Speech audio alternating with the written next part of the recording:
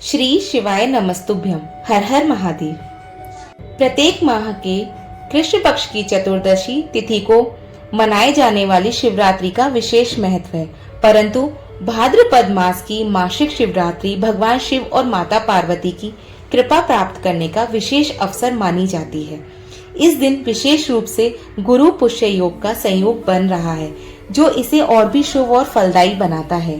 हिंदू पंचांग के अनुसार भाद्रपद मास के कृष्ण पक्ष की चतुर्थी तिथि 21 अगस्त 2025 को दोपहर 12:44 पर शुरू होगी और 22 अगस्त 2025 को सुबह 11:55 पर समाप्त हो जाएगी। इस दिन निशिता काल में पूजा करना अत्यंत शुभ माना जाता है। निशिता मुहूर्त, जो शिव पूजा के लिए सबसे उपयुक्त समय है, 21 अगस्त 2025 को रात्रि 11:39 से 22 अगस्त 2025 को रात्रि 12:23 तक रहेगा। इस वर्ष भाद्रपद मासिक शिवरात्रि पर गुरु पुष्य योग का विशेष योग बन रहा है, जो मांगलिक कार्यों और आध्यात्मिक अनुष्ठानों के लिए अत्यंत शुभ माना जाता है। इस योग में की गई पूजा और व्रत से भक्तों को विशेष फल की प्राप्ति होती है। मासिक शिवरात्रि का व्रत और पूजन करने से भक्तों की सभी मनोकामनाएं पूर्ण होती हैं। यह व्रत जीवन में सुख, शांति और आर्थिक समृद्धि लाता है। अविवाहित व्यक्तियों के लिए यह व्रत सुयोग्य वर या वधु की प्राप्ति में सहायक होता है, जबकि विवाहित दंपतियों के लिए यह उनके रिश्ते में प्रेम और स्थिरता लाता है। इस दिन पूजा करने से शनि दोष, साढ़े साती और ढैया जैसे ज्योतिषीय कष्टों से राहत मिलती है। तो आइए भगवान भोलेनाथ का स्मरण करते हुए भाद्रपद मास की शिवरात्रि की पौराणिक कथा को सुनते हैं। एक समय की बात है, चित्रभानु नाम का एक शिकारी था। वह पशुओं को मारकर अपने परिवार का पेट पालता था।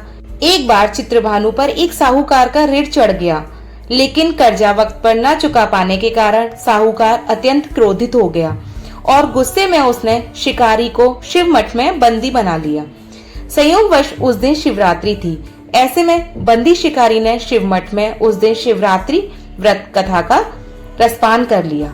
इसके बाद शाम होने पर साहूकार ने शिकारी को बुलाकर पूछा कि वह उसका ऋण कब तक चुका देगा। चित्रभानु ने वादा किया कि वह अगले दिन ही संपूर्ण ऋण चुका देगा। साहूकार ने उसकी बात मानकर शिकारी को छोड़ दिया। आजाद होने के बाद चित्रभानु जंगल में शिकार के लिए निकल तो गया, परंतु पूरा दिन बंदी गृह में रहने के कारण उसे बहुत तेज भूख प्यास लगी थी। सूर्यास्त होने के पश्चात चित्रभानु एक जलाशय के पास गया और वहां उसे घाट के किनारे एक पेड़ दिखाई दिया। वह पीने के लिए थोड़ा सा पानी लेकर उस पेड़ पर चढ़ गया, क्योंकि उसे यकीन था कि कोई न कोई पशु पानी पीने अवश्य ही आएगा। जिस पेड़ पर वह चढ़ा था वह एक बेलपत्र का पेड़ था। उसी वृक्ष के नीचे शिवलिंग भी स्थापित था, जो सूखे बेलपत्रों से ढका हुआ था, जिससे वह शिकारी को दिखाई नहीं दे रहा था। भूख प्यास से परेशान शिकारी ने बैठने के लिए वहीं एक मचान बना ली। मचान बनाने के लिए चित्रभानु ने जो टहनियां तोड़ी, वह संयोग से शिवलिंग पर जा गिरी। पूरा दिन उस शिकारी ने कुछ भी नहीं खाया पिया था और जो टहनियां तोड़ी थीं, उन पर जो पत्तियां लगी थी वह शिवलिंग पर जाकर गिर गईं। इस प्रकार उसका व्रत पूरा हो गया और साथ ही शिवलिंग पर बेलपत्र भी चढ़ गए। रात्रि का एक पहर बीत जाने पर वहां जलाशय पर एक गर्भवती मृगी पानी पीने आई। उसे देख शिकारी ने धनुष पर तीर चढ़ाकर जैसे ही प्रत्यंचा तानी, उसके हाथ से झटके से कुछ बेलपत्र और पानी की बूंदें नीचे शिवलिंग पर गिर गईं, जिससे फिर से अनजाने में चित्रभानु की प्रथम पहर की पूजा हो गई। शिकारी के हाथ में धनुष देख मृगी बोली, मैं जल्द ही प्रसव करने वाली हूँ। बाण मारकर तुम एक साथ 2 जीवों को मार दोगे, जो कि गलत है। मैं अपने शिशु को जन्म देते ही तुम्हारे समक्ष प्रस्तुत हो जाऊंगी, तब तुम मुझे मार लेना। यह सुनते ही उस शिकारी ने प्रत्यंचा ढीली कर दी तथा मृगी जंगली झाड़ियों में छुप गई। उसके कुछ समय पश्चात कोई अन्य मृगी वहां से निकली, जिसे देखकर चित्रभानु बहुत खुश हो गया। मृगी के नजदीक आने पर शिकारी ने दोबारा धनुष पर बाण चढ़ा लिया, जिससे फिर से थोड़े से बेलपत्र नीचे शिवलिंग पर चढ़ गए और शिकारी की द्वितीय पहर की पूजा भी हो गई। बाण देखकर दूसरी मृगी ने विनम्रता पूर्वक शिकारी से कहा कि मैं थोड़ी देर पहले ही ऋतु से निवृत्त हुई हूँ, एक कामातुर विरहिणी हूँ और अपने प्रिय की तलाश कर रही हूँ। पहले मैं अपने पति से मिल लूं, फिर मैं जल्दी ही तुम्हारे पास लौट आऊंगी। ऐसा सुनकर शिकारी ने उसे भी छोड़ दिया। 2 बार अपने शिकार को खोकर चित्रभानु को चिंता हो गई। रात्रि का अंतिम पहर बीत ही रहा था कि तभी उधर से तीसरी मृगी अपने बच्चों के साथ गुजरी। शिकारी फिर से धनुष पर तीर चढ़ाकर उस मृगी को मारने ही वाला था कि वह बोली, मुझे मत मारो, पहले मैं इन बच्चों को इनके पिता के पास छोड़कर आती हूँ। ऐसा सुनकर शिकारी मृगी से बोला कि मैं इतना मूर्ख नहीं जो सामने आए अपने शिकार को जाने दूं। इससे पहले भी 2 बार मैं ये गलती कर चुका हूँ। मेरे भी बच्चे हैं जो भूख प्यास से व्याकुल होंगे। जवाब में मृगी ने कहा कि जैसे तुम्हें अपने बच्चों की चिंता है उसी तरह मुझे भी अपने बच्चों की फिक्र है, इसलिए केवल अपने शिशुओं की खातिर मैं तुमसे थोड़ा वक्त मांग रही हूँ। यकीन करो, मैं बच्चों को पिता के पास छोड़कर तुरंत लौट आऊंगी। मृगी के ऐसे वचन सुनकर शिकारी को उस पर दया आ गई और चित्रभानु ने उसे भी जाने दिया। शिकार की चिंता में बैठा चित्रभानु पेड़ से बेलपत्र तोड़ तोड़कर नीचे फेंकता गया और इसी तरह उसकी अनजाने में ही तीसरे पहर की पूजा भी पूर्ण हो गई। इसके बाद वहीं से एक हष्ट पुष्ट मृग गुजर रहा था। उसे देखते ही शिकारी ने सोचा कि इस बार वह अपना शिकार नहीं छोड़ेगा। शिकारी की तनी प्रत्यंचा को देख मृग ने उससे प्रार्थना की कि यदि तुमने मुझसे पहले यहाँ आई मेरी 3 पत्नियों और उनके साथ आए बच्चों को मार दिया है तो मुझे भी मार दो, क्योंकि मैं उन्हीं 3 मृगियों का पति हूँ।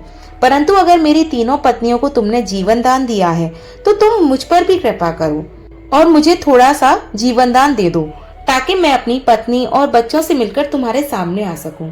शिकारी ने मृग की बात सुनकर पहले आई तीनों मृगियों के बारे में बताया। ये जानकर मृग ने कहा कि मेरी तीनों पत्नियों ने जिस प्रकार तुम्हें वचन दिया है उससे तो यह पता चलता है कि अगर मैं मर गया तो वे अपना वादा नहीं निभा पाएंगी, इसलिए तुम मुझे भी छोड़ दो, मैं अब उनके साथ ही तुम्हारे समक्ष आऊंगा। लेकिन पूरा दिन व्रत करने, शिवलिंग पर अनजाने में बेलपत्र चढ़ाने और रात्रि जागरण करने से शिकारी का हिंसक मन निर्मल हो गया और उसके अंदर भगवत शक्ति का वास हो गया, जिससे स्वतः ही शिकारी के हाथ से धनुष बाण छूटकर गिर गए और उसने मृग को भी छोड़ दिया।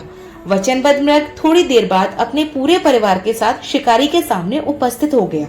लेकिन जंगली पशुओं की ऐसी सत्यता और आपसी प्रेम देखकर शिकारी को भीतर से बड़ी ग्लानि हुई।